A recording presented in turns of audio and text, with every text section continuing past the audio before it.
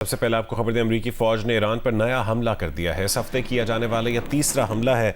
ईरानी media के मुताबिक सूबा खुज़िस्तान के 3 शहरों हिंदजान, माहशहर और आबादान पर ताज़ा हमले हुए हैं। इससे पहले जनूबी ईरान के शहर असोलिया, बोशहर, चाबहार, कशम, बंदर अब्बास और सीरक में भी धमाके सुने गए। अमेरिकी सेंट्रल कमांड ने कहा है कि ईरान के खिलाफ हमलों का नया सिलसिला शुरू कर दिया है। कार्रवाई पासदारान इनकलाब की जानिब से कब्रिस के परचम बरदार कंटेनर बरदार जहाज पर हमले के बाद की गई है। बहरी जहाज पर आग लग गई, इंजन रूम को शदीद नुकसान पहुंचा। अमले का एक रुकन लापता। बरतानवी मैरीटाइम एजेंसी के मुताबिक अमला लाइफ बोट में सवार हो गया।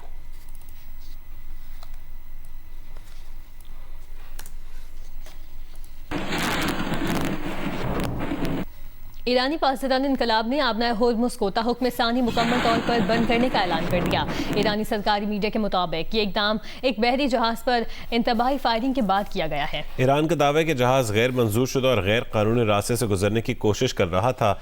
कहा कि आबनाए होर्मुज़ खित्ते में अमरीकी मुदाखलत के खात्मे तक बंद रहेगी। पासदारान इनकलाब ने खबरदार किया कि अगर दुश्मन ने इस वाक़े को बहाना बनाकर कोई गलत कदम उठाया तो उसे सख्त रद्दअमल का सामना करना पड़ेगा।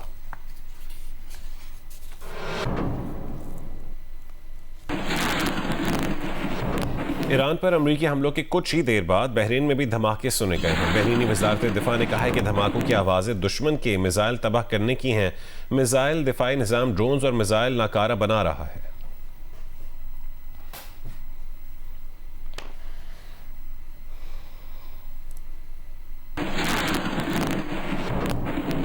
खबर एजेंसी के मुताबिक कतरी दारुल हुकूमत में भी जोरदार आवाज़ सुनी गई है। कतरी वज़ारत दिफा का कहना है कि हमारी अफवाज ने मिसाइल हमला नाकारा बना दिया है।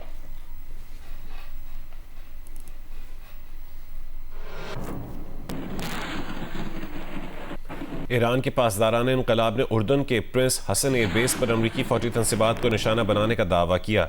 ईरानी सरकारी टीवी पर जारी बयान में पासदारान ने कहा है कि अमरीकी अड्डे पर कमांड एंड कंट्रोल सिस्टम और MQ-9 ड्रोन्स का हैंगर तबाह किया गया है।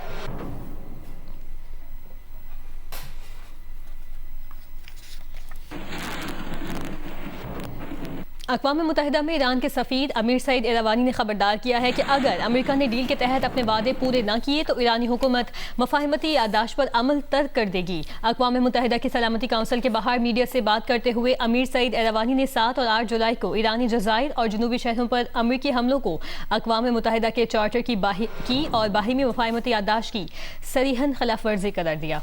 मंदूब ने कहा कि अगर अमरीका ने खिलाफ वर्जियाँ जारी रखी तो ईरान भी अपनी जिम्मेदारियाँ पूरा करने का पाबंद नहीं रहेगा। इससे पहले ईरानी वज़ीर ख़ारजा अब्बास अराग़ची ने कहा था कि ईरान मफाहमती यादाश्त से जुड़ी तमाम जिम्मेदारियाँ पूरी कर रहा है। ताहम तेहरान पर नई पाबंदियाँ आयद करके वाशिंगटन ने मफाहमती यादाश्त की शिक 9 की खिलाफ वर्जी की है।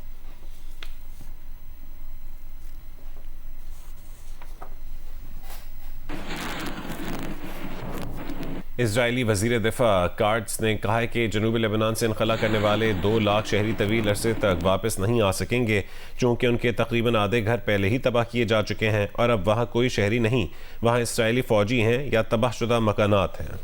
जनूबी लबनान भी गज़ा बनेगा। हम वहाँ रफ़ा मॉडल को इख्तियार करेंगे। इसराइल वहाँ सब कुछ तबाह कर देगा।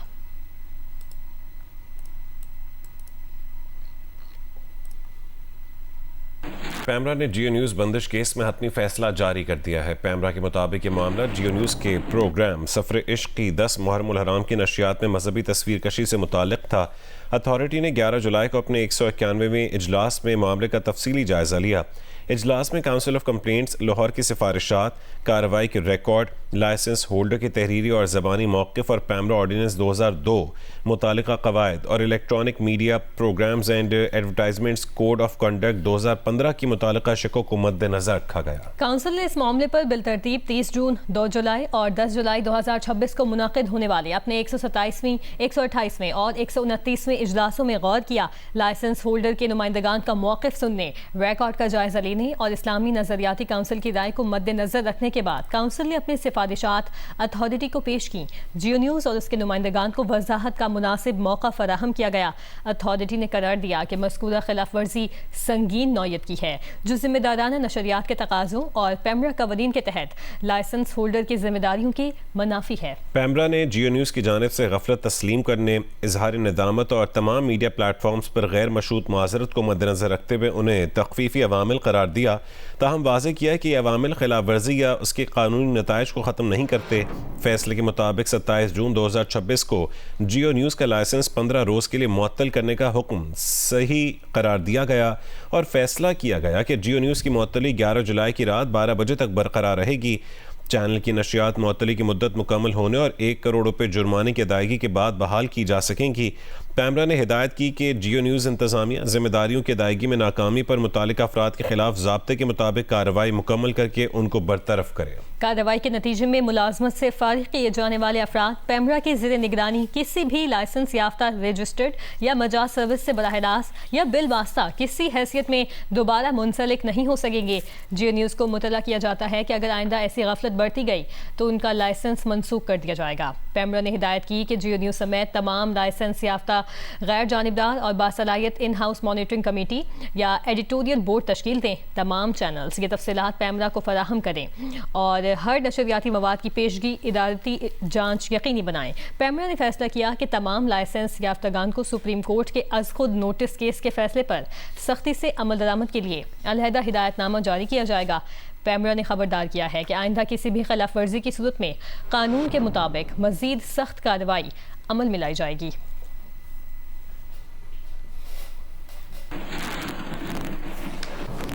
वज़ीर आज़म शहबाज शरीफ का वफाकी काबीना नौजवान और नए चेहरे शामिल करने का फैसला किया है। ज़राए के मुताबिक वज़ीर आज़म शहबाज शरीफ ने मुशावरत मुकम्मल कर ली है। नए शामिल होने वाले अरकान को वज़ीर मुमलिकत के ओहदे दिए जाने का इम्कान है।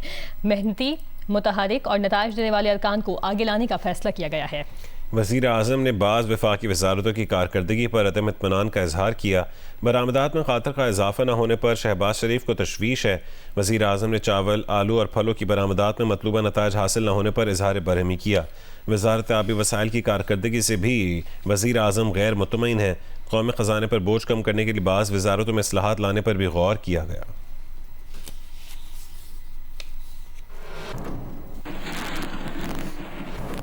गिलगित-बल्तिस्तान के 2 इंतखाबी हलकों के मखसूस पोलिंग स्टेशन पर री पोलिंग का आगाज़ हो चुका है।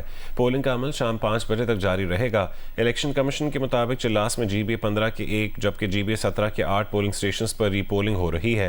GBA-15 के वाहिद खवातीन पोलिंग स्टेशन पर रजिस्टर्ड वोटर्स की तादाद 1180 है। इस हल्के में आज़ाद उम्मीदवार मोहम्मद दिल पजीर को 1436 वोट से बढ़तरी हासिल थी। GBA-17 के 8 पोलिंग स्टेशन पर मजमूई तौर पर 8787 रजिस्टर्ड वोटर्स अपने हक़ राहदही इस्तेमाल करेंगे। यहाँ पाकिस्तान पीपल्स पार्टी के मोहम्मद नसीम को 3668 वोट से बढ़तरी हासिल है। इलेक्शन कमीशन का कहना है कि दोनों हलकों के इन 9 पोलिंग स्टेशन पर इंतखाबी रोज़ हंगामा राई और बेज़ाब्तगियों के बायस रीपोलिंग का हुक्म दिया गया था।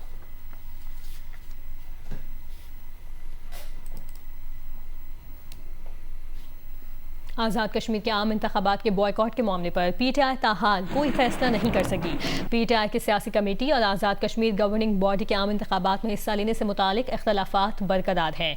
ज़राए के मुताबिक PTI सियासी कमेटी ने आज़ाद कश्मीर इलेक्शन बॉयकॉट का फैसला 7 दिन के अंदर नज़्र सानी से मशरूत किया था। 9 जुलाई को 7 दिन पूरे होने पर PTI सियासी कमेटी ने ताहाल इजलास नहीं बुलाया। आज़ाद कश्मीर के इलेक्शन में हिस्सा लेने के बावजूद सियासी कमेटी ने बॉयकॉट का ऐलान किया था। PTI आज़ाद कश्मीर की गवर्निंग बॉडी ने 9 जुलाई के इजलास में कसरत राय से इंतखाबात में हिस्सा लेने की सिफारिश की थी। बॉयकॉट के फैसले में इबहाम पर पार्टी के 5 टिकट होल्डर्स और दरख्वास्त गुजार पार्टी छोड़ चुके। वफाक में अपोजिशन क़यादत ने भी इलेक्शन बॉयकॉट का फैसला जल्दबाजी में न करने का मशवरा दिया था। सदर PTI आज़ाद कश्मीर क़य्यूम न्याज़ी का मौक़िफ़ है कि मौजूदा सूरत हाल गैर जानिबदार और पुरअमन इंतखाबात के लिए मौजूद नहीं है।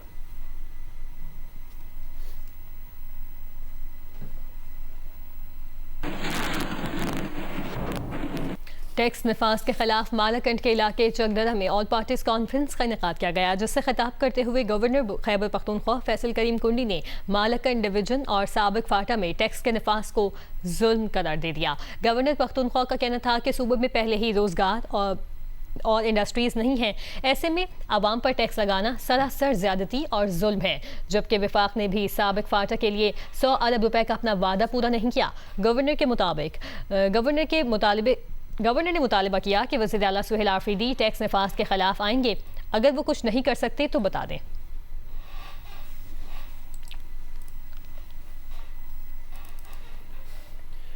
ज़ियारत में दहशतगर्दी के वाक़े में शहीद पुलिस एहलकारों के लवाहिकीन की कोयटा में कोयला फाटक और ज़ियारत में DC ऑफिस के सामने धरने जारी हैं। हुकूमती कमेटी और ज़ियारत शोहदा धरना कमेटी के दरमियान मुज़ाकरात का दूसरा दौर ख़त्म हो गया। सूबाई वज़रा ज़िया लांगो और बख्त मोहम्मद काकड़ मुज़ाकरात के बाद वापस चले गए। हुकूमती कमेटी और धरना कमेटी के दरमियान मुतालबात पर डेडलॉक बरकरार है। वज़ीर दाखिला बलूचिस्तान ज़ियाउल्लाह लांगू ने कहा कि शहीद के शोहदा के लवाहिकीन के साथ खड़े हैं, तन्हा नहीं छोड़ेंगे। हुकूमत बातचीत पर यकीन रखती है। तफसीलात बताएंगे नदीम कौसर अपनी रिपोर्ट में। ज़ियारत में 6 जुलाई को मुसल्लह हमले में 30 पुलिस एहलकारों की शहादत के बाद लवाहिकीन गुज़श्ता 6 रोज़ से डिप्टी कमिश्नर ऑफिस ज़ियारत जबकि कोयटा में कोयला फाटक के करीब 3 रोज़ से धरना दिए हुए हैं। मुजाहिरीन का मुतालबा है कि मांगी वाक़े की गैर जानिबदाराना तहकीकात करके ज़िम्मेदारों के खिलाफ कार्रवाई की जाए।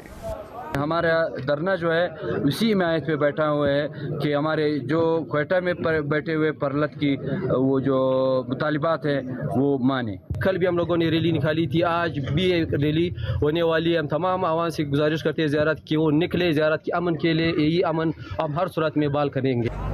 कोयटा की कोयला फाटक के करीब ज़ियारत में शहीद होने वाले 8 पुलिस एहलकारों के लवाहिकीन और धरने के शुरका ने वाक़े की तहकीकात के लिए जुडिशल कमीशन के क़याम, ज़ियारत में मौसर ऑपरेशन और लवीस फोर्स की बहाली का मुतालबा किया है। दूसरी जानिब रात गए वज़ीर दाखिला ज़िया लांगो की धरना ख़त्म कराने के लिए होने वाली मुज़ाकराती कोशिशें भी बेनतीजा साबित हुई।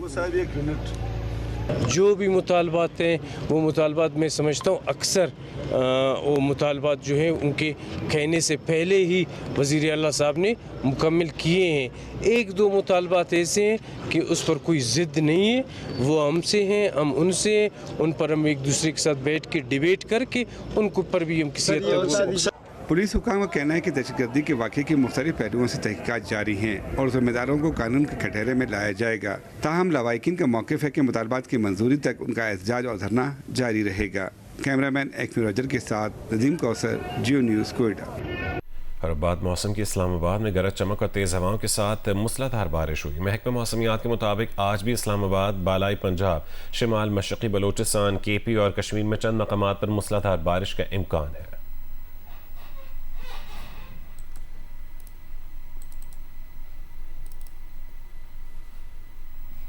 यहाँ आपको खबर दें फीफा वर्ल्ड कप के हवाले से। फुटबॉल वर्ल्ड कप में दिफाई चैंपियन अर्जेंटीना सेमीफाइनल में पहुँच गई है। आखिरी क्वार्टर फाइनल में अर्जेंटीना ने स्विट्जरलैंड को 3-1 से शिकस्त दे दी है।